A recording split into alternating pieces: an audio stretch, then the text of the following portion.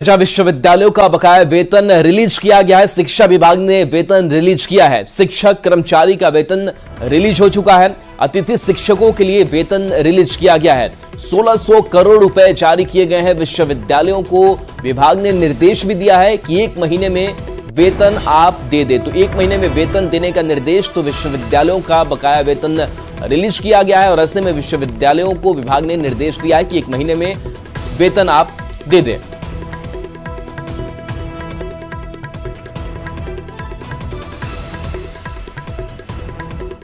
केंद्र की मोदी सरकार ने किसानों को बड़ा तोहफा दिया है। केंद्रीय कैबिनेट की दूसरी बैठक में 5 बड़े फैसले लिए गए। सभी फैसले किसानों से ही जुड़े हैं। धान और कपास समेत 14 फसलों पर एमएसपी को मंजूरी देते हुए किसानों की एमएसपी वाली डिमांड को पूरा किया गया है। लगातार तीसरी बार सत्ता में लौटने के बाद मोदी की प्राथमिकता किसान ही है। कैबिनेट की पहली बैठक में ही किसान सम्मान निधि की किस्त पर मुहर लगाई गई थी और दूसरी कैबिनेट की बैठक में भी किसान ही पीएम के एजेंडे में नजर आए। डिक्लेयर हुई है वो है धान। सबसे पहले धान का नया एमएसपी, पैडी का नया एमएसपी खरीफ के लिए 2300 रुपीज डिक्लेयर किया गया है, which is 117 rupees increment over the previous MSP. इसी तरह से कॉटन, जो कि बहुत इंपॉर्टेंट क्रॉप है, इसका एमएसपी 7121 और एक दूसरी वैरायटी है उसमें 7521 रुपीज डिक्लेयर किया है। ज्वार 3371 रुपीज, रागी 4290 रुपीज, बाजरा 2625 रुपीज और मक्का मेज 2225 रुपीज।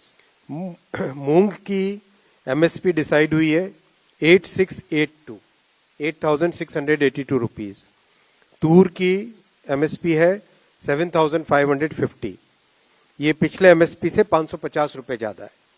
उड़द की हुई है 7400 रुपीज, जो कि पिछले एमएसपी से 450 रुपए ज्यादा है। बिहार को अपराध मुक्त बनाने के लिए बीजेपी योगी मॉडल को धरातल पर उतारने के संकेत दे रही है। मतलब अपराधियों का फैसला ऑन द स्पॉट।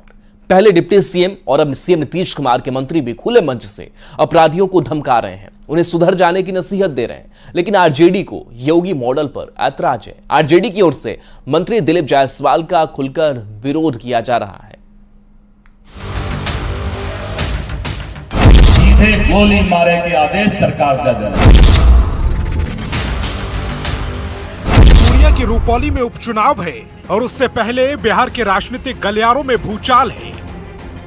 ये सियासी भूचाल सीएम नीतीश कुमार के भूमि व राजस्व मंत्री दिलीप जायसवाल के उस बयान पर मचा है, जिसमें उन्होंने प्रदेश के अपराधियों को न सिर्फ चेताया बल्कि अपराध के आकाओं को गोली मारने तक की धमकी दे डाली।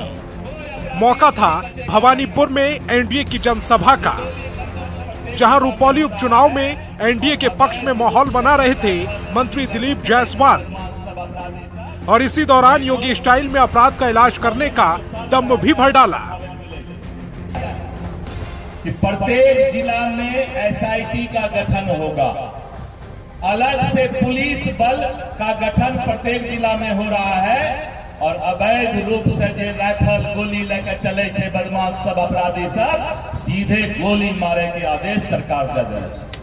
कोई अपराधी अब नहीं बचेगा कहीं पर।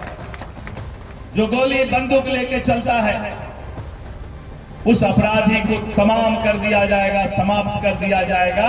ये फैसला अभी बिहार सरकार ने कैबिनेट में लिया है। इधर मंत्री दिलीप जायसवाल ने अपराधियों को हड़काया और उधर बिहार की सियासत सुलग उठी। आरजेडी ने मंत्री दिलीप जायसवाल के बयान के खिलाफ मोर्चा खोल दिया, जबकि जेडीयू प्रदेश में सुशासन कहकर मामले से पलड़ा झाड़ती नजर आई। वहीं बीजेपी खुलकर मंत्री दिलीप जायसवाल के समर्थन में उतर आई है। आज बिहार में कानून का राज अगर हमने बनाया है तो कानून का इंजेक्शन अपराधी और लंपटों को दिया। ये दल विशेष के जो गुंडे हैं, जो बिहार में आग लगा रहे हैं, हिंसा फैला रहे हैं, इन पर भी कार्रवाई होगी और इनके दबाव में जो निचले स्तर या ऊपर के स्तर के अधिकारी काम कर रहे हैं उन पर तो और बड़ी कार्रवाई होगी। सरकार ने तैयारी कर ली है। दे ऐठने पे गोली चला देने की बात कहते हैं। ये आतंकी भाषा किसको सुना रहे हैं आप? क्राइम कीजिए कंट्रोल, सत्ता में है, डबल इंजन की सरकार है, एक्सीडेंट कंट्रोल कीजिए, लूट कंट्रोल कीजिए, देह चमकाने वाले तो आपके आजू बाजू में हैं। आरोप प्रत्यारोप और डैमेज कंट्रोल की कोशिशों के बीच पूर्णिया सांसद पप्पू यादव ने मंत्री दिलीप जायसवाल के बयान का समर्थन कर दिया। पप्पू यादव ने कहा कि निश्चित रूप से कानून के तहत अपराधियों का खात्मा होना चाहिए। और मेरा आग्रह है दिलीप बाबू, पहले राजस्व विभाग से दलाली मुक्त कर दीजिए, मेरे भाई हैं, और भ्रष्टाचार मुक्त कर दीजिए। एक विभाग को सुधार लीजिए दिलीप बाबू। गोली मारने और ना मारने की तो बात जोर नहीं है। ये कोई पहला मौका नहीं है जब बीजेपी की ओर से बिहार में योगी मॉडल लागू करने के संकेत दिए गए हों। इससे पहले 16 जून को बिहार के डिप्टी सीएम विजय सिन्हा ने भी अपराधियों को धमकाया था, सुधर जाने की नसीहत दी थी। Bureau report, news 18। सीतामढ़ी से सांसद है देवेश चंद्र ठाकुर, जिन्होंने साफ कह दिया है कि वो मुस्लिम और यादवों के लिए काम नहीं करेंगे, क्योंकि उन्हें लगता है कि मुस्लिम और यादव उन्हें वोट नहीं देते। अब इस बयान से बिहार में सियासी पारे को और बढ़ा दिया है। आरजेडी खुलकर सांसद देवेश चंद्र ठाकुर के विरोध में उतर आई है, जबकि केंद्रीय मंत्री गिरिराज सिंह समर्थन कर रहे हैं। ये रिपोर्ट देखिए।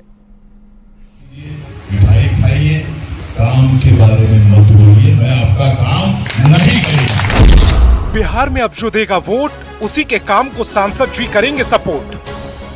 ये हम नहीं कह रहे, जरा सुनिए सीतामढ़ी के सांसद देवेश चंद्र ठाकुर को। उनको लगता है कि मुस्लिम और यादव उन्हें वोट नहीं करते, तो सांसद जी उनका काम नहीं करेंगे। मेरे यहाँ हर एक मेरे मित्र यादव मित्र का स्वागत है। जो मित्र नहीं है पहले बार भी आना चाहते हैं, उनका स्वागत है। यादवों का और मुसलमानों का आइए, चाय पीजिए, मिठाई खाइए, काम के बारे में मत बोलिए, मैं आपका काम नहीं करूंगा। इधर सांसद जी ने मुस्लिम और यादव विरोधी बयान दिया, उधर आरजेडी ने सांसद देवेश ठाकुर को निशाने पर ले लिया। आरजेडी के पूर्व सांसद डॉक्टर अर्जुन राय ने तो देवेश ठाकुर की मानसिकता पर ही सवाल उठा दिए। करने को तैयार नहीं है, इनके खिलाफ न्यायालय में मामला जाएगा कि इनकी सदस्यता रद्द की जाए, और इनके खिलाफ लोकसभा के स्पीकर बनने के बाद उनके पास मामला जाएगा कि ऐसे व्यक्ति जो संविधान के प्रतिकूल, मनु के संविधान के मुताबिक बोल रहा हो, बाबा साहब अम्बेडकर के संविधान को जो नहीं मानता हो, ऐसे लोग की सदस्यता समाप्त करिए। ये सांसद के अर्हता को पूरा करने योग्य व्यक्ति नहीं है। इधर सांसद देवेश चंद्र ठाकुर के बयान पर सियासत गरमाई, तो उधर केंद्रीय मंत्री गिरिराज सिंह बचाव में उतर आए। गिरिराज सिंह ने सांसद देवेश ठाकुर के बयान को उनके दिल की पीड़ा बताया। कहने लगे कि सांसद जी ने सबके लिए काम किया, कम वोट आने से उनका दिल टूट गया है।